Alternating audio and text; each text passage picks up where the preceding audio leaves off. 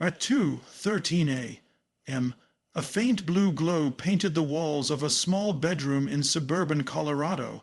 The screen light flickered against stacks of textbooks and half-finished code projects. A 17-year-old boy named Illy Turner sat hunched over his laptop, earbuds dangling, his eyes locked on a scrolling spreadsheet of numbers that didn't make sense.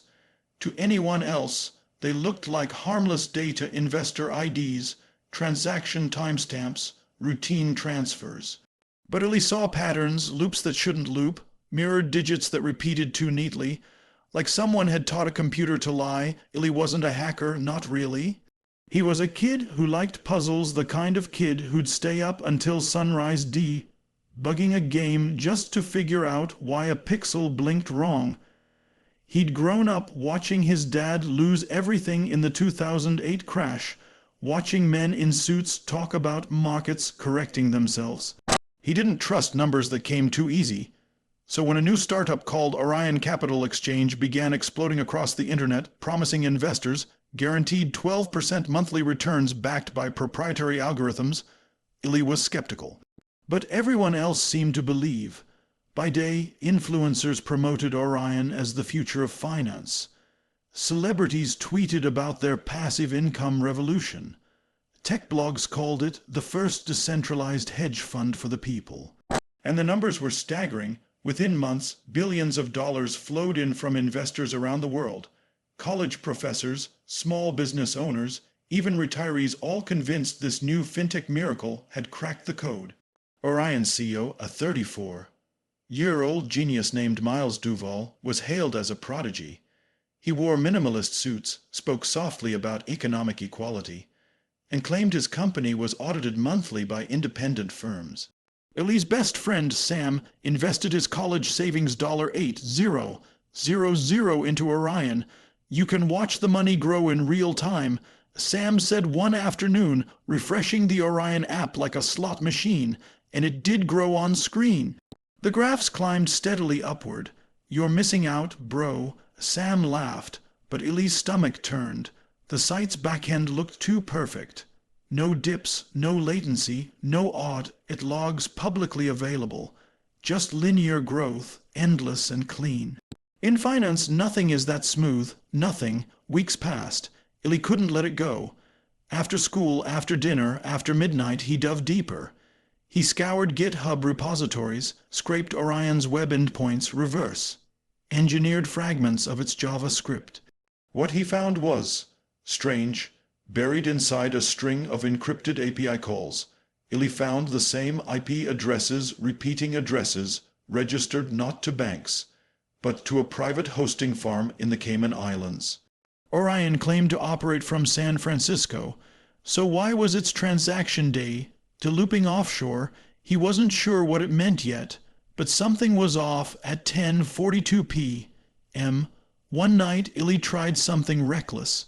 He spoofed a request using Orion's own client code. To his shock, the server returned full metadata for thousands of transactions, including timestamps and digital wallet IDs. But many of those wallets didn't exist on the blockchain. They were synthetic generated hashes with no verifiable activity. Fake. It was like a casino tracking bets that had never been placed. He sat back, heart pounding. This wasn't just sloppy accounting, it was fabrication. Billions in returns shown to users were phantom data, looping through dummy wallets. Every profit someone saw in their dashboard came from someone else's deposit. A Ponzi scheme dressed in fintech clothing. He should have closed the laptop right there. But curiosity burned hotter than fear. The next morning, Illy emailed Orion's public contact form with a simple message. I believe there's an issue in your transaction API showing false wallet data. 2 hours later, his inbox pinged, do not access our internal systems again. This is your only warning. No greeting, no name, just that. For a moment, he laughed. Then he stopped laughing, because the next day, Sam called him in a panic. His Orion account was frozen. Bro, my balance disappeared, Sam said. Support says it's a maintenance issue, but Illy knew better. He'd triggered something. By now, whispers were spreading online minor Reddit threads questioning Orion's legitimacy. Most were buried or deleted.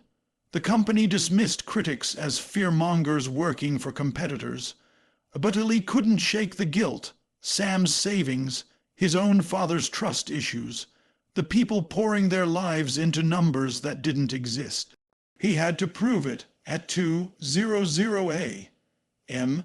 That Friday, he logged back in through a proxy chain and traced Orion's Cayman servers to an obscure auditing firm in Malta. The firm's listed director, a shell identity reused across 9 dissolved companies, all tied to Miles Duval. That was the missing link. The man who promised transparency had built an empire of mirrors. He compiled everything: screenshots, code snippets, server paths, timestamps into a compressed folder and uploaded it to an anonymous drop. Then he posted a 900-word breakdown on a small tech forum under the pseudonym Nova17. Orion Capital Exchange is a data mirroring Ponzi. The API uses synthetic wallets to simulate growth. The audit firm is fake. Proof attached. For 2 days, nothing. Silence, then the storm. The post exploded across Reddit, Twitter, Telegram, financial news blogs. Journalists picked it up. Investors demanded answers. Orion went offline for maintenance. Their social media accounts vanished overnight. Within 72 hours, global regulators opened investigations. Billions of dollars locked. Panic everywhere. Illy's post was traced despite his precautions. A man in a black car appeared near his school the following Monday. His mother noticed strange calls static, then silence. Illy wiped his drives, burned old notes, and hid his laptop under floorboards. But it was too late. Reporters had found him. They called him the teen who outsmarted a multi-billion-dollar scam. The headlines spread faster than Orion's collapse. Teen exposes world's biggest fintech fraud. Student outsmarts CEO with $5 billion empire. The media painted him as a prodigy, a hero. But behind the noise, Illy was scared. Federal agents visited. They asked questions about unauthorized access, about how he'd acquired the data. He wasn't sure if he'd be charged or praised. His parents sat through interviews they didn't understand. Sam cried when he learned half his money might be gone forever. Meanwhile, Miles Duval vanished. His last known public appearance was a keynote livestream 3 weeks earlier, smiling under soft lights, speaking about trustless systems. Investigators found his San Francisco office abandoned, hard drives wiped, offshore accounts drained. Orion's investors nearly won. 8 million people were left with empty dashboards and frozen withdrawals.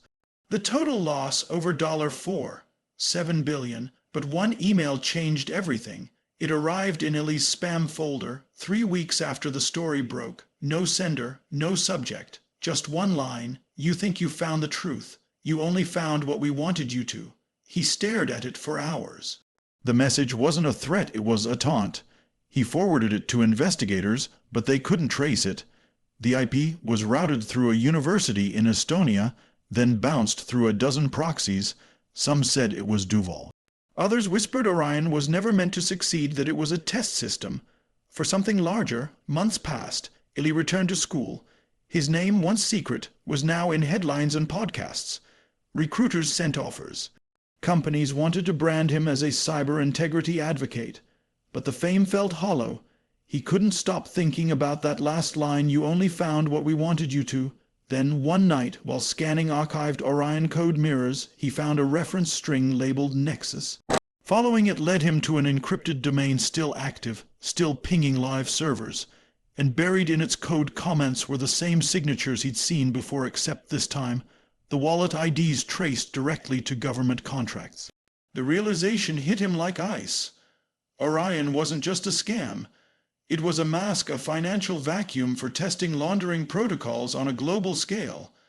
He sat there, breath shallow, knowing he could open that door. Or walk away. The cursor blinked like a heartbeat. Outside, the night was silent except for the hum of his computer.